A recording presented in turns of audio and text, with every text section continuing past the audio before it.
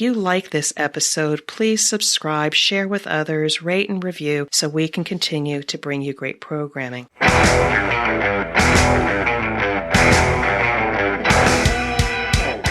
is The Thing About Cars, a podcast for car enthusiasts and the people who love them. How do I get rid of the circle? It's kind of trippy. It's sort of a James Bond opening. Isn't that weird? How do I get rid of the circle? That's weird.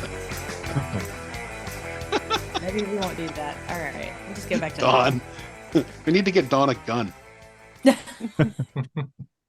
All right, hello and welcome to another episode of The Thing About Cars. I'm Mickey Desai, one of your hosts around the table. We have Dawn. How are you, Dawn? I'm great. And Tim, how goes it? Trivia Czar Tim?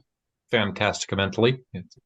And Ben, second time I've gotten to see Ben in a weekend, which is a rare treat. How are you doing, Ben? Oh, I'm doing just great. How about you? I'm just spiffy. And our special guest for today, old friend and classmate, Susanne Luna Taunton. Susanne, am I pronouncing all that correctly these days? You pronounced all that great. Yes. Hello. Nice to see you again. Nice to meet everybody. Yes, absolutely. And Susanne, before we get into our guest segment, let's do the trivia question, and then we'll tell people why you're here. Okay. Go for it, Tim. So our trivia question this week, an automobile factory totaling 1.5 million square feet located in Newark, Delaware, produced more than 7 million cars before its 2008 closure. Which of the major U.S. manufacturers owned and operated the plant while in operation? And it's multiple choice. A, American Motors, B, Chrysler, C, Ford, or D, the General Motors. So, yeah. Okay, so one more time. Delaware closed down in 2008, and our choices are AMC and what else? AMC, Chrysler, Ford, or GM? AMC, Chrysler, Ford, or GM. Okay. Huh. So, no other hints, no other cultural clues or anything? They made 7 million cars in its lifetime. So. And its manufacturing plant took up the entire state of Delaware. I mean, basically, right. It's just like That's funny. And for those who didn't know, that there is a Newark, Delaware. It's not New Jersey. Right. Yeah. Exactly. Yeah. Well, it definitely That's took cool. up the entire city of Newark, Delaware. That's true. It's hilarious. Right. Yeah. Just hilarious. Suzanne, welcome to the program. This is The Thing About Cars. So glad you could join us today. Suzanne has been doing some really cool stuff on four wheels, and I'm not going to steal your thunder, Suzanne. What did you do recently? Well, recently, one of my best friends, Melissa McBean, and I competed in the Rallye Aïcha des Gazelles. Let me get that right. It's French. My high school French is what it is, but the Rallye Aïcha des Gazelles, it is an all-female off-road rally in the desert of Morocco, and prayers to Morocco right now. They just had a horrible earthquake. I was just there in March in Marrakesh. But it's an 8-day off-road rally, 2,500 kilometers, map and compass, no GPS, no cell phone, no Apple Watch. It's all map, it's all compass, and shortest distance wins.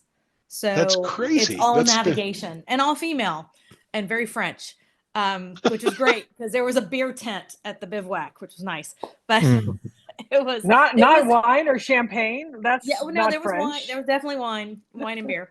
It was intense, but it is just an amazing. Started by women in France. It's an amazing race, and I guess what's really cool about it is it's a competition. There are people, you want to do the best you can, but it's also when you see someone stuck on a dune in Morocco, you stop and help. Right? It's not cutthroat competition. It's helping each other. It's lifting each other up. It's all about perseverance when you're stuck, when you're lost, when you're on the wrong side of that dang mountain that you knew was not there a minute ago. And you're trying to find your way back. It's partnership, and it's taking care of your car. And this is the thing about cars. We were in a 2017 Hilux, I think, 2017, 18 Toyota Hilux, that we babied the heck out of that thing. diesel, which you can't get in the U.S. And let me tell you, a diesel Hilux can go up a dune like nobody's business. The torque on that thing, you Really? just put it in low two, and I could climb any dune out there. Nice. It was amazing. So I'm sorry, go ahead. As far as what type of vehicles are competing in this, is this sort of like when we see the Dakar Rally or the WRC Rally? What's it like? It's not like the Dakar. The Dakar Rally is all about speed. Okay. Right. So you see these guys just going breakneck speeds through the desert. This competition's all about shortest distance. Okay. And taking care of your cars. So because I was coming from the US and my partner was coming from Abu Dhabi. That's a different part of the story. We met in the deserts of the UAE, but driving Jeeps off road, that's a different podcast. But she and I had to rent the Hilux in Morocco. So there are reputable people you rent from and deck out your car with your colors. There's also a contingent that ferries over from France, and so they all bring their own cars. So as you would expect, a lot of Toyotas, a few Jeeps. Jeeps were well represented. A Prado won it. So there was a Prado that won the competition. The Morocco team had a Prado. So again, a lot of Toyotas. Mainly because they're easy to fix and they've been in Europe for a while. The cool thing is you had a mechanic station at the bivouac. So every night when we came back to the campsite, there was a mechanic's tent and you drove your car to the mechanic's tent. And in very bad French, I tried to tell the mechanic, Melissa tried to tell the mechanic what was right, what was wrong, and they would go over it and look at it every night. So you did have some support there. So I've got a quick question or two here. You say you rented the truck that you used to do the thing in? So you didn't have to have your own truck. It could just be a rental. Yeah. So, and in the world of racing, that's a fairly common thing. I lost audio with you guys. Yeah, I had no idea. Can you hear us now, Susanne?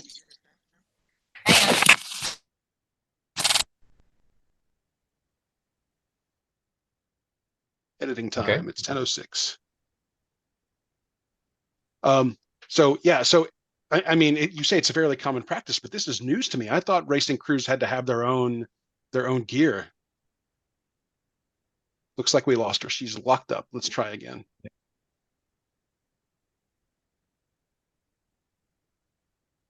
Bad internet, Susanne. And we're back. Can you hear us? All right. I think I lost y'all for just a second. Can you hear me? Yeah. So, okay. I still can't hear you. We all hear each other. Yeah. Yes, we're all able to hear. Let me try this. Got to fix your audio selection. So let's go into chat here and see if we can point some selections your way. Hang on.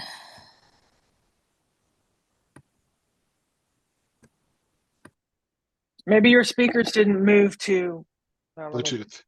Yeah. There we go. All right. You got them? Okay. Can you hear us now? Great. Sorry. Okay, great. So a couple quick questions. First of all, I didn't know that you could rent the vehicle, and we're not talking just like a normal Toyota Hilux. We're talking about something specifically outfitted for dune racing. Yeah. Okay. And Tim, you say this is a common practice?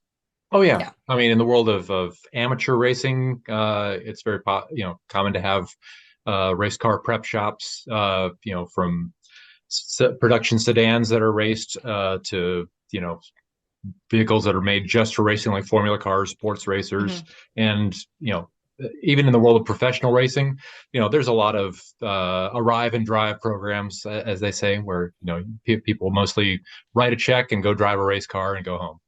That's liability insurance. Just saying. Yeah. You break it, you buy it. Yeah. Good point. Has to be. Oh my gosh, I can't even imagine. For the Gazelle, Suzanne, so there's not even any posted road. They just basically let you loose in the morning, and you're supposed to show up at point B in the shortest manner possible. Yeah, exactly. So you get a map. It's at 1 to 100,000 view. You get a set of coordinates first thing in the morning, and you plot from where you are to those coordinates, and yalla, you go. And then And then when you get there, they'll give you the rest of the coordinates for the rest of the day. So you've got to at least make it to the first one. And then there's usually 7 to 9 coordinates per day. So you're usually out there 8 to 12 hours. And how many miles did you say? How many miles? I need to look it up. They said I think we did 4,000 kilometers. Wow. In 8 and days. no roads.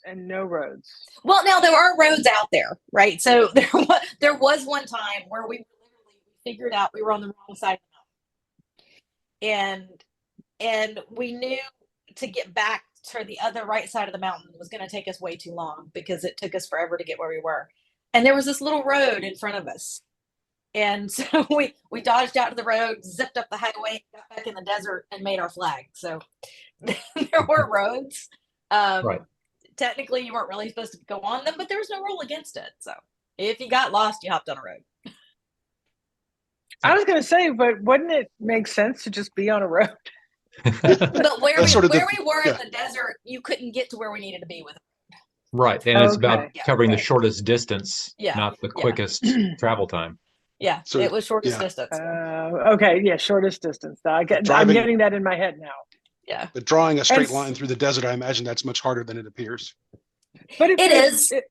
Are they It is. tracking you? Are they Yes. tracking you? Oh my gosh, Okay. yes. Yeah. Okay.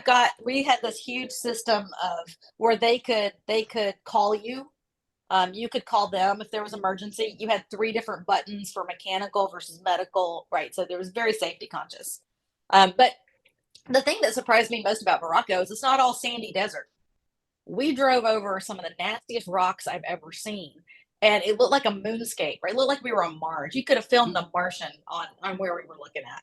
That's just where they rocky probably did film it. outcrops. It probably is, but rocky outcrops and nasty tire piercing bushes, and the terrain was very, very different. We did hit sandy dunes on a couple of days, but some days was rocks, some days was very volcanic, ashy type of stuff. They had a huge volcanic crater where we were, because we were in the southeast part of Morocco, so we were very south into the east, close Near to the Algeria. ocean. No, Oh, close okay. to Algeria. One of the maps even's like, "Don't go here. This is Algeria. Please do not get lost over here." You will never return. Yeah. They don't accept our passports. Yeah. Oh my No. gosh. So I'm reading the website, and it says, created in 1990, the event brings together women aged 18 to 71 from around the world every year in the Moroccan desert. There's no selection criteria except determination, whatever their age or your background, whatever, how well you can drive, whatever. And it's based on true values such as tolerance, solidarity, and perseverance, where respect for the host country is given priority through social actions. And it's an event that cares about the environment. It's the only rally raid in the world with ISO 14001 certification. I don't know what that means exactly, but they do a lot. All of the water bottles, right? So I mean, we took 4 liters of water. So I don't know how many liters. We took a lot of water out of the desert every day. And you bring back the empty water bottles, and that plastic gets recycled in country, and they use that plastic to make things and do things. So all of the plastic, it goes to a recycle program. It was actually one of the coolest things I've seen was when they were showing what they make out of it. So, yeah. Oops. I have to ask, how much did it cost you? Melissa and I were actually kind of divvying that up a little bit ago because I still owe her money. Are y'all still there? Because yes. Okay. Yeah, we are waiting with bated breath. Yes, absolutely. I think it cost us to enter as a team probably $8,000. Okay. And it's a lot of the teams in France, they get sponsorships. It is very well known. The media coverage in Europe is extensive. The media coverage in France is just a ton. And so they get all this media coverage. A lot of the teams are sponsored by companies, big companies, small companies. People raise money. People donate things. Being an American and a South African, we don't get as much media coverage. So we sort of funded it through our savings accounts, which our husbands really appreciated. Yeah. How much to money rent well the spent, I'm vehicle? sure. Yeah. How much to rent the vehicle? I think the vehicle was about $6,000, $6,000 or $7,000. Okay. So it was not cheap. Yeah. Well, I mean, And still then the airfare over and wow. 8,000 for how many days worth of racing throughout the desert? I think we're not saying anything that sounds terribly outrageous to me. Well, I mean, and it's you have to remember. So it's the bivouac was we slept in tents every night. So you brought your own tent, you brought your own bedding and all that, which we rented from the car company. So every night you're popping up your tent. That $8,000 for most of the nights gets you, bathrooms trucked in. So you've got a flush toilet, you've got a hot shower. It's still rudimentary, but hey, a hot shower after 9 hours in the Moroccan desert was great. Sure. It gets you 3 meals a day, right? They're either going to give you an MRE type of meal or you're getting breakfast and dinner. So it gets you all of that. Gets you a lot of Moroccan coffee, Moroccan tea, which is amazing. And it got us English translators. There were, I think, total 6 of us that were only English speakers. And we had 2 translators that kind of hung out with us to make sure my French is okay. But when you're talking, don't drive through the cemetery or the farm or and you're getting the details. Yeah. We needed the translators were really cool. Yeah, so that 8,000 does actually give you, Yeah, those are phrases that don't show up in your typical high school French class. Yeah, right. I can only say 2 things in French. Oui, oui, and that's it. Good. Je m'appelle Don. But I didn't Suzanne, know I didn't know what a cultural phenomenon this was when we got there. Just the camaraderie, the amazing, just even when you didn't understand each other, if one of you was stuck on a dune in the desert and the other was trying to help you, there were hugs, there were tears, there were, if you'd been shoveling for an hour and then we rock up and say, hey, we can help pull you off, there's tears and crying and hugging and, it was really cool. Yeah. Nah, I can't wait to see some pictures. I'm looking at the website again. Some of the shots are just amazing. It looks like way too much fun. There's a person here with a pink Jeep, or mostly pink Jeep. Yeah. If we're hoping to do this again in 2025. So, if anybody wants to sponsor, hint, hint, wink, wink, we were happy to take that. But we'll put a sticker on our car. But we're actually looking for sponsorships to go back and do it in 2020. Now that we know more about it, we can kind of go into it a little more prepared. But well, coincidentally, the thing about cars is trying to turn ourselves into more of a television production, and we need some things to shoot and to bring to a video audience. So hopefully if luck is with us, we can come shoot you guys. That would be so awesome. Cool. That would be so cool. Yeah, that would be awesome. Suzanne, thank you for being our guest and telling us about the rally. You say you do stuff with Jeeps too? Yeah. So I have a 1984 CJ7. Oh. And my husband has a 1979, 89 Land Cruiser. I don't know. It's an older Land Cruiser.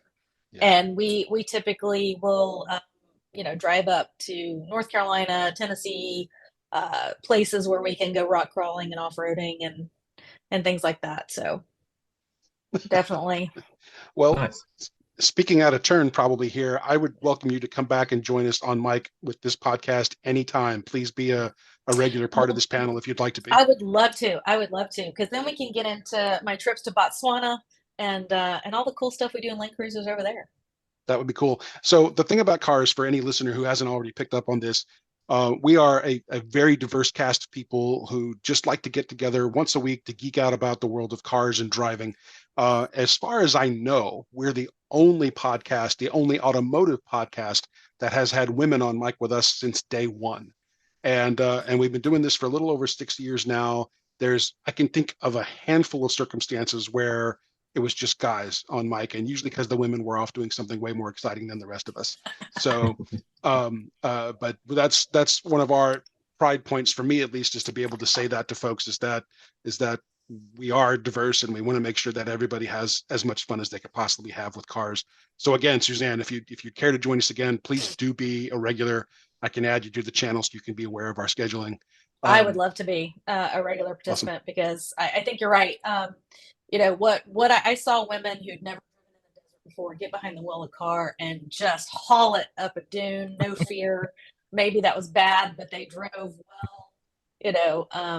These were fierce women out there fixing cars. We're helping each other fix tires. We're duct taping and, barely wiring them together, limp them back to the bivouac. So yeah, women in cars, we're awesome. That sounds to me, if someone's never been behind the wheel, it sounds like a perfect environment to get behind the wheel because there's no other traffic to run into. I don't mean that as badly as it sounds, but I mean, if you're out there in the middle of nowhere, you don't have intersections and cross traffic and things like that to deal with. Yeah. It's a perfect place to just put your hands on the wheel and go. Yeah, just drive. It is. Just drive. That's awesome. Susanne, at the end of our every guest segment, as we've warned you, there are 4 questions that we get to ask you. And the first question, before I'm getting ahead of myself, does anyone else have anything they want to ask Susanne before we wrap? Well, not as much a question, but I mean, I skimmed over the site, and read all the details and things too. And the impression I'm left with is that this, to me, sounds like the most incredibly positive and wholesome motor racing event ever. and I dig that. I dig all this stuff about it. Yeah. It's really cool. They do. And, to give the Gazelles a plug, they have a foundation that while we're in Morocco, they have something called the Corps des Gazelles, and they go out and provide doctors and clothing, and they go out and do a lot of stuff in the community. So there's that part of it too. So just to give them a plug for that. But yeah, no, it's a pressure cooker while you're in it, but once a Gazelle, always a Gazelle, and it's a great group of women. And maybe to talk to these guys. Where else do they go? So Morocco, what's the tour look like? I can send you the map. But they've done it in Morocco the last, I think, 10, 15 years. Okay, so Morocco is there. Morocco is their base. They have a great relationship with the government, the king, and everything to do it there. Now, there is a U.S. Rebel Rally that my friend and I are actually thinking about trying to do, but it's like twice as much, and it's in the west. It's in the west of the U.S. And so you may hear more about the Rebel Rally from me, but that's something that I'm interested in doing as well. Gotcha. Rebel Rally. We'll keep our ears open for that for sure. So Susanne, during this competition, did you ever get stuck? Actually, we did not. Knock on wood. We did not get stuck. Like I said, Melissa and I met in the deserts of Dubai and Abu Dhabi. I lived in Dubai for 4 years and drove a Jeep off-road dune bashing every weekend. And that's kind of how we met. So desert driving, we're very good at. Did we get lost? Yes. There was an occasional getting lost, but we didn't get stuck. That's fascinating because I was in Abu Dhabi last year and it's stunning. It's just stunning. I want to go back. We didn't make it to Dubai, but I really, really want to go back. Abu Dhabi is just special. It's beautiful. Really it's so beautiful. Yeah. And if you get out in the deserts of Swayhan, and there's a lot of deserts. We were supposed to. We were supposed to go out for almost like a whole day desert thing. And then the president of the country died while we were there. And every activity was completely shut down. And the country was in mourning. And we were able to still continue our meetings and our conference, but we had to completely cancel all our evening events and our big day in the desert. And I was so bummed. Because we were going to do dune buggies. I was signed up for that. It's amazing. I would have been like, I don't care if the man's dead or not. Serve me my breakfast. I'm kidding. Not in that country. You better be kidding. Right. It's not a democracy. No. I get it's a wonderful place to live. It's absolutely wonderful. It's I've had beautiful. the best 4 years. I had the best 4 years there. So that's cool. Yeah. Susanne, how did you first get into off-roading? I married a Jeep guy. Okay. That was my first, I John and I foolishly got married at 22. The good news is we're still married. Okay. And he's a Jeep. And so I can look out in my driveway right now and we've got a CJ5, a CJ7, a CJ6, a Land Cruiser, and 2 Fords. Oh my God. So you have a Jeep dealership. We have a Jeep dealership in our driveway. And then we went to Dubai. Honestly, that really is what got me hooked when we lived in Dubai, because I had a little CJ, or not CJ, I had a YJ, I think it was, 2013, and a little sport that I drove in the desert. He had a a 4-door he drove in the desert. Yeah, separate cars, happy marriage. And we went dune bashing with a club. Now you went with a club so that you learned how to do it, right? You didn't roll your car, because that does happen. We went with a club and learned to be newbies, intermediate, and then within a year and a half, we were both marshals, leading other silly people into the desert, following us like we knew what we were doing. And desert driving is different from rock crawling. If you've never done desert driving, your RPMs are at 7,000. I mean, you're pegging. You're in 4-wheel, low, second gear, foot on the floor, going up a dune as fast as you can go to get traction, cresting over the top, and then you're doing 35, 45 miles an hour through these dunes. I mean, you're flying. You're flying. Do you have So you do know, you should know what you're doing then. This is not for you need to know. you need newbie. to go with, you need to go with a club. You need to learn how to do it, which is what we did. Okay. We went up. We had to, Suzanne, And are a you lot of required to stuff. have a helmet? Hold on, Don. Suzanne, are you gosh, required to have a no. helmet? Okay. Oh gosh, no. Seat belts are nice. Wow. And by the time I left Dubai, my Jeep had 35-inch tires, snorkel. There's a winch. Yeah. Go ahead, Don. Sorry. No, I mean, it makes sense. I mean, a lot of, especially southern France and Spain. I mean, Morocco's right there. Yeah, I could see this. How cool. Was it a lot of also European, like Italian women, German? Yeah. And other other North African maybe, or yeah. I didn't see a lot of the other African countries. A lot of there was a big Swiss contingent that was there. And the Moroccan team won, which was kind of special. That was going to be my next question. Who won? Okay, the Moroccan team won. But they also had different categories. Like we were in the truck 4x4 categories. They had an EV category. Wow.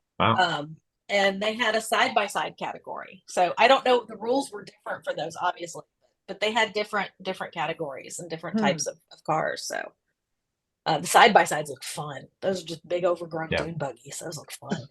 Oh my gosh, that's very so cool. Fun. All right, is it time for 4 questions? We can do it. Everyone's like, yes, let's do it. All right, Suzanne, question number 1, of course, what is your dream car? Okay, I have completely been geeking out over the new F-150 Raptor R. Really? I don't know if you've seen it. See, I want to go do the Rebel Rally in the desert, right? So this is 700 horsepower. Who needs 700 horsepower? Oh my God, it's 700 horsepower. It's a 5.2 liter. It's got like over 600 pounds of torque. It has all the bells and whistles for off-road driving. It comes with 37-inch tires. It is the sexiest desert beast I've ever seen. Sorry. And so I have been geeking out about the Raptor R. It's just a beast. Very cool. What is your next road trip going to be? As we are actually planning our next Botswana trip. So what my husband and I do is we go to, I'm a bit of an amateur photographer. So we go to Botswana, we rent a Land Cruiser usually, or a Hilux, kitted out with camping gear, refrigerator, everything. And then we hit the ground running and we start at one end of Botswana and we camp our way to the other end of Botswana. And a lot of campsites, a lot of camping, a lot of elephants.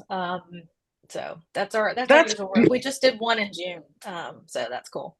Beautiful. And Botswana is a very kind country. It's amenable to this. You can do this really easily. And as long as you know how to deflate your tires, because I think we ran at 15 PSI the whole time, because the sand is really deep on those back roads. So as long as you know how to deflate your tires, it's easy driving. Well, I'll get to your next question because so we're running out of time. So no, that's cool. I appreciate this. If we do run out of time, I'll set us up with another quick segment of time so we can finish. But what's the most fascinating thing you've seen on the road or in someone's garage? Oh my gosh, there's so many things. So many things. So I'm going to go back to Botswana. We were on a tarmac road in Botswana. We missed our turn. We turned around on the shoulder of the road. At which point, once we turn the car around, there's an elephant standing in front of our car, looking at us, and taking his big trunk and whacking our car on the hood with his big trunk, just whacking it. And we're sitting in the car frozen because, he's bigger than the freaking car. And he's just whacking it. And we're like, okay, we're just going to sit here for a minute. Yeah. I'd be like, get your car out of my driveway. Yeah. It was crazy.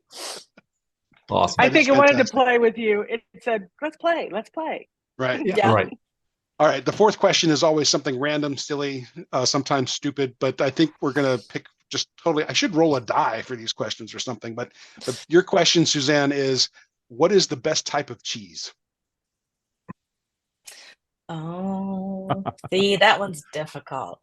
But I'll give you a quick answer because my favorite go-to cheese, being lactose intolerant, is something called Drunken Goat. I've had that. It's good stuff. It's good stuff. It's very if you good. If you are lactose intolerant, go for the Drunken Goat. It's very good. Nice. Awesome. Suzanne, it has been an absolute joy having you as our guest today. Been a pleasure. I will add you to our little communications Thank you. channels. But before we wrap the episode, we do have a trivia question to answer. Yes. Tim, you want to take us through that again real quick? We've got about 5 minutes left.